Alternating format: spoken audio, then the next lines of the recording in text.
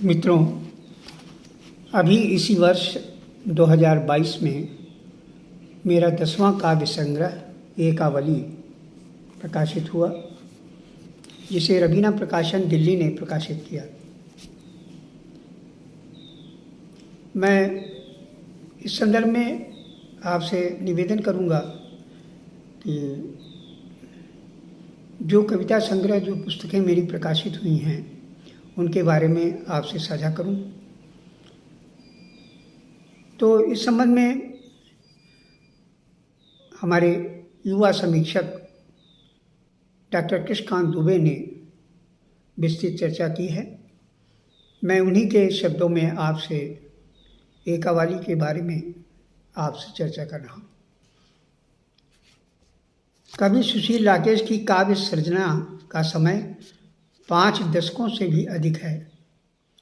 आम जनजीवन से संबंधित पीड़ा कवि सुशील राकेश की काव्य सृजना का मूल स्वर है।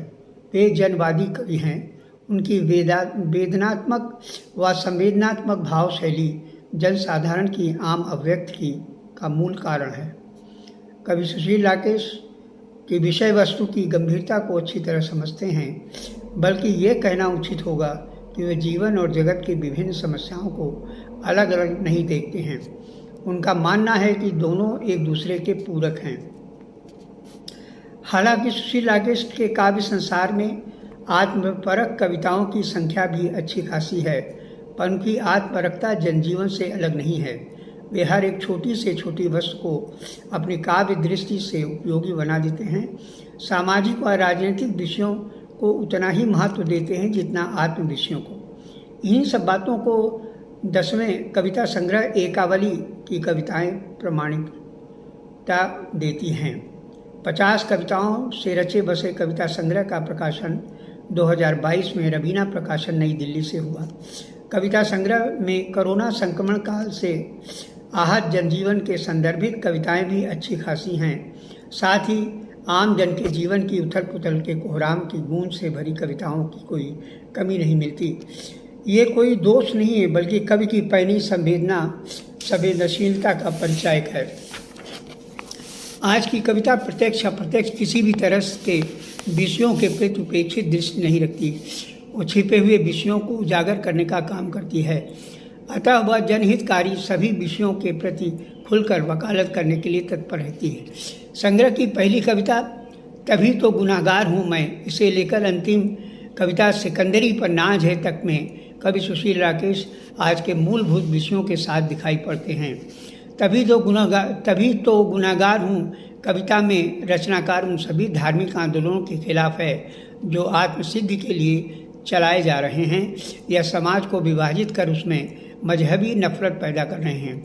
देखिए, कविता की पंक्ति है, कोई बुद्ध है, कोई महात्मा, कोई तलबगार है, कोई रहनुमा, सबको केवल मैं की पड़ी है, उसी मैं का शिकार हो गया हूँ, तभी तो गुनाहगार हूँ। देखिए, इसकी फिर पंक्ति मैं पढ़ रहा हूँ, कोई बुद्ध है, कोई महात्मा, कोई तलबगार है, कोई रहनुमा, सबको केवल मैं की पड़ी है, मैं उसी का शिकार हो गया हूँ, तभी तो मैं गुनाहगार हूँ।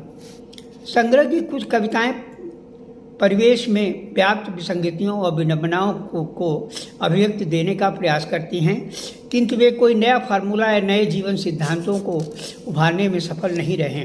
यही कारण है कि कविता में दिए गए वक्तव्य उक्तियों पढ़ने या सुनने में तो अच्छी लगती हैं, किंतु कोई स्थायित्व का भाव पैदा करने में प्रभावशाली नहीं लगती हैं।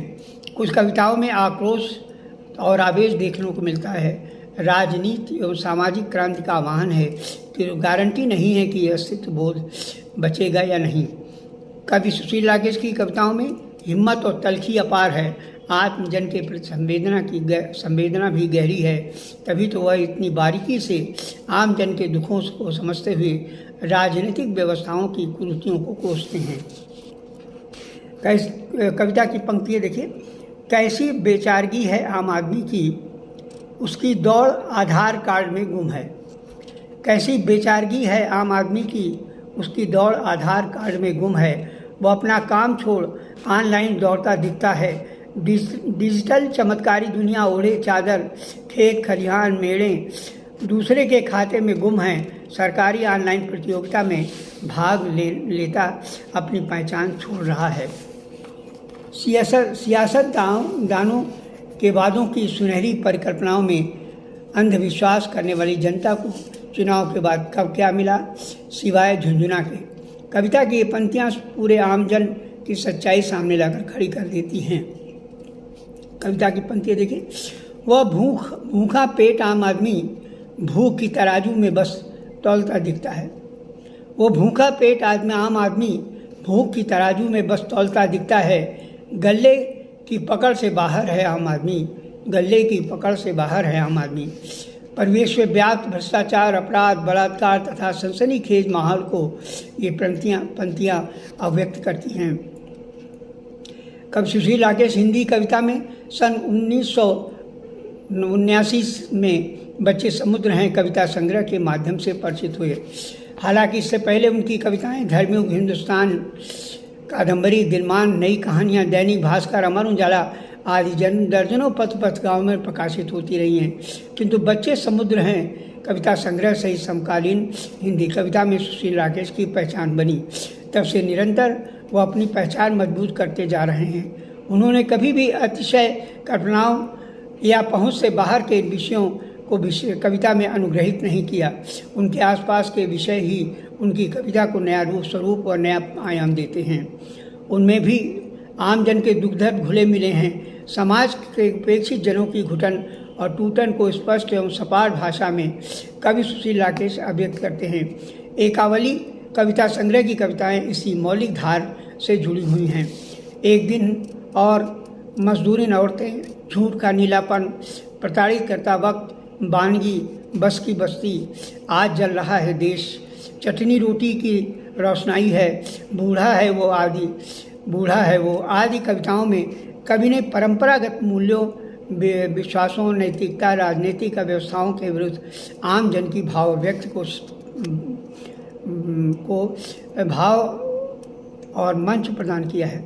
आज आमजन की स्थिति तुच्छ और निरीह हो गई है। वह असहाय और विवश हो गया है कहने को कि सरकारें सब कुछ आमजन की जेब में भर रही हैं, किंतु उनका जीवन स्तर दिन पर दिन गिरता जा रहा है। जो जहाँ था वो आज भी वहीं घुटन और संतरास के दलदल में धंसा हुआ है। कहाँ समस्याओं से निजात मिली। आज के आमजन की वास्तविक जिंदगी का चित्र हमारे सामने रखते हुए कवि सुशील राकेश लिखते हैं। कविता की पंक्ति है। आलू सा फैलता मजदूरन का घरौंदा, गांव बाँट साँठ कर तैरती हवा, जर्जरा जाती बर्तनों की गरीबी, खाते आलू तेल नमक भरा भुरता, मधुमालती जैसे रंग बिरंगे फूल खिल जाते, दुखिया छेकती द्वार, आलू में डूब जाता सारा परिवार, कहते हैं आलू बिन रान रसोई, आम किसान आलू भूंज कर खाकर बनता है दबंग, बहुत खुश होता है आलू से भरपेट भोजन का एक दिन और कट जाता है। अतः आमजन की स्थिति के लिए वर्तमान व्यवस्था और स्वार्थी राजनीति जिम्मेदार हैं और व्यवस्था के जबड़े में फंसा हुआ छटपटा रहा है, आक्रोशित है, किंतु उससे निकल नहीं पा रहा है, अपने संसाधनों में ही खुश रहने की कोशिश करता है। और कविता की लाइन है, ये तो बिल्लियाँ आज़ाद हैं, अब तो बिल्लियाँ आज़ाद हैं, भोर गुलबंद बस गले में बांध घूमता हूँ, इन मजदूरियों के को देख स्वप्न मेरा दोपहरी की तरह जाता है खिल, दो कौड़ी की व्यवस्था पर सिंदूरी आलुओं के बीच अकड़ता हूँ, बदला हुआ तो है इस ज़माने में वह, पर उसकी नज़र नहीं है बदली हुई।